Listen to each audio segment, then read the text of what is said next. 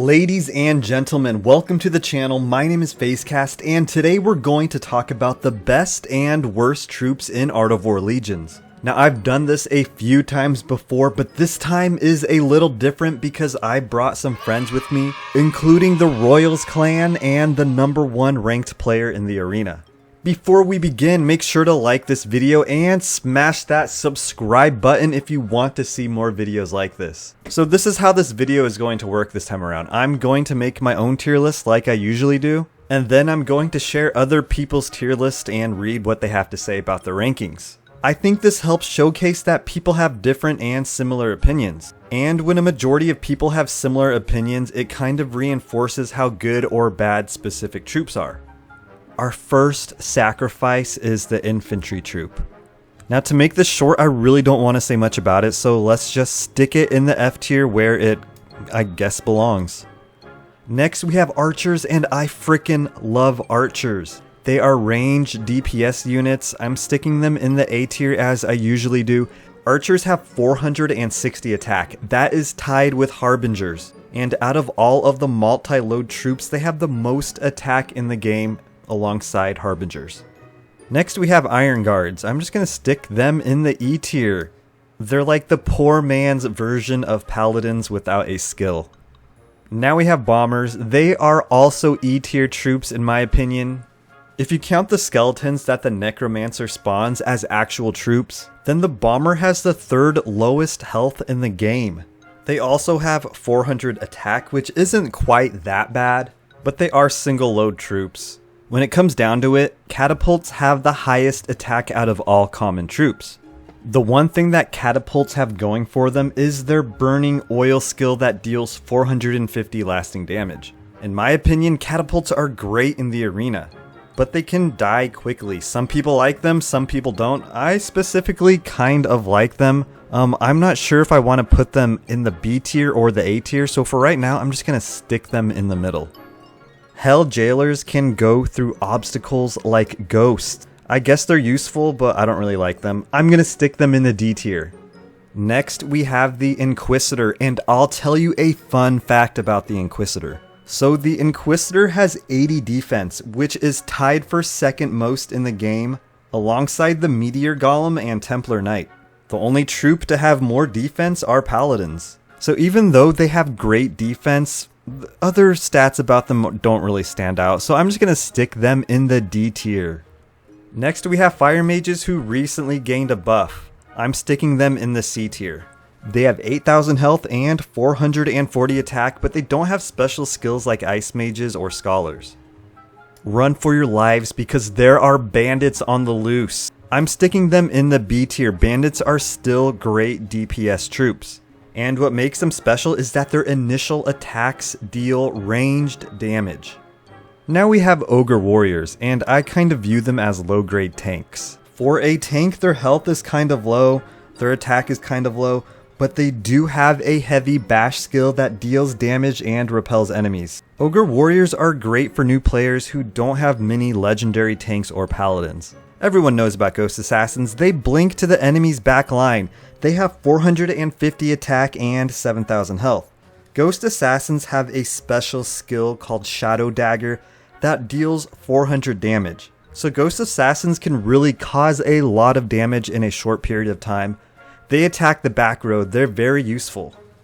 Now we have Magic Apprentices who were recently nerfed, and it really freaking sucks. Magic Apprentices used to distract the enemy. They used to pretty much taunt the enemy, and now they don't. But you know what? They can still attack the back row, which is pretty cool, so I'm just going to stick them in the B tier. They don't have any defense, and they do have the lowest health in the game if you dismiss the skeletons that the Necromancer spawns, so there is a risk to using them. I don't care what anyone says, I like Viking Warriors. I'm putting them in the B tier. Viking Warriors have 26,000 health, which is pretty good. They have 430 attack, but what stands out the most is their skill. Viking Warriors have a skill called Rage that increases attack speed, and movement speed by 180% when the warrior's health goes below 50%. So Viking Warriors can deal a lot of damage. Next we have the Ice Mage, and what the Ice Mage has going for them is their Ice Detonation skill. The ice detonation skill deals damage to a specific area and slows down the enemy. So I'm going to put them in the B tier because I think they're pretty good. Now we have the Scholar with the Flash of Genius skill that repels enemies. They're okay. I think I'm just going to stick them between C and D. Next we have Undead Soldiers. They are A tier troops. They could be S tier troops. They're really freaking good. Undead Soldiers can revive once during a battle. So one troop basically equals 2 troops. Harbingers are basically the new DPS units in the game. They have 460 attack, plus they spit fire, which can hit multiple enemy troops. Now we have Paladins, and I don't know, are they S tier troops? Are they A tier troops? I'm sticking them in the middle. Paladins have 11,100 health, which is quite a lot. Plus they have a skill called Shield of Light that provides a shield against damage to their allies with low health. Paladins are pretty much the go-to tanks right now. If you're not using Paladins, do you even play Art of War Legions? What are you doing here? Necromancers. Put those butterballs in the ovens because pilgrims are coming over for dinner. Pilgrims provide heals. I like them. They are A tier troops. Yasha doesn't really have great health, but Yasha does have 460 attack plus a skill called Dark Moon Spike that deals 1075 damage. I'm sticking Yasha in the B tier. Now we have Priest Mages who have 500 attack, which is the 3rd highest in the game, behind Demons and Meteor Golems. I do think Priest Mages are a little better than Yasha, so you know what? Priest Mages is gonna like stick their head a little bit in there, a little bit in the A tier. Next we have Soul Hunters who have good health and good attack. Plus they have a skill that will help them steal HP from the enemy. I'm going to put them in the B tier, although I also kind of think they're better than Yasha, but that doesn't matter. Stick them in the B. That's where I like it. That's where Daddy likes it, right in the B. That's not where I like it. Hold your horses because we have Templar Knights. Templar Knights have good health and good attack. They have 30,500 health and 480 attack. Plus their charge skill works really good against Ghost Assassins. So I'm going to stick them in the B tier. Demons have 34,000 health, which is tied with Meteor Golems for first in the game. Plus they have 650 attack, which is the 2nd most in the game behind Meteor Golems. But wait, there's more! Demons have a skill called Midnight Invasion that deals 950 AoE damage to multiple enemy units. If there's one thing I can say about demons, is that they can certainly put up a fight against multi-load troops like Paladins. The Beastmaster just doesn't get enough love. When it comes down to it, the Beastmaster is actually 2 troops. And when you combine both of these troops, you get massive health, massive attack, and massive skill damage. I think they're great, so I'm going to stick them between A and S. Next, we have Witchcraft Totems. I've kind of fallen off the Witchcraft Totem train. They have the same amount of health as Viking Warriors and the Beastmaster part of the Beastmaster troop, but their skill is pretty useful. Their skill, Primal Fear, terrorizes enemies. All enemies around him become fearful and run away. It basically freezes the enemies for a few seconds. I think they're kind of like between A and B, but I'm gonna give them the benefit of the doubt since they're legendary troops and just stick them in the A tier.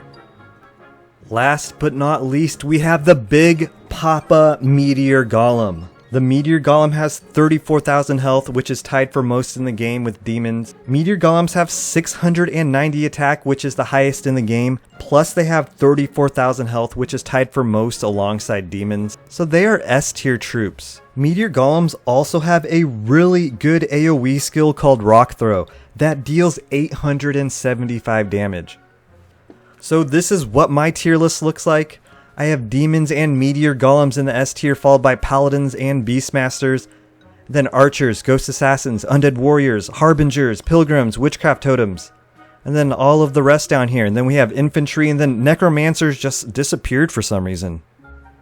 So this concludes my tier list. Let's move things along and look at other people's tier lists. Our first victim is Kenneth, and Kenneth is currently the 1st ranked player in the arena. So as you can see, his lone S tier troop is the Paladin. Then he has Meteor Golems, Undead Soldiers, and Demons in the A tier. In the F tier, we have the Necromancer. Kenneth didn't really have much to say about Paladins, but he did say that Meteor Golems have good AoE damage and are tanky, and Undead Soldiers can revive to double their stats. I'll leave everything that he has to say down in the description below. Next we have the infamous John Doe, the leader of the Royals clan. He didn't have anything to say, so let's just bathe in his tiers. I mean, let's just look at his tier list. As you can see, in the S tier we have Undead Soldiers, Demons, Meteor Golems, Archers, and Harbingers. In the F tier, he has the Infantry Troop. I think all of these are great choices. They deal a lot of damage, DPS, DPS, high attack, basically 2 troops in one. Next we have DTM13. And as you can see here, we have Meteor Golems and Demons in a red rectangle. And that's because he wanted to put an emphasis on the superiority of Demons and Golems. So Demons and Golems are kind of S+ tier troops, and Beastmasters and Witchcraft Totems are just S tier troops. Down in the F tier we have Infantry, Iron Guards, and Bombers. He also did not have much to say, but he did provide me with a picture, and I appreciate that. Next we have Tactics Hazel, aka Hazel. And in the S tier, Hazel put Paladins, Meteor Golems, and Demons, which is very understandable.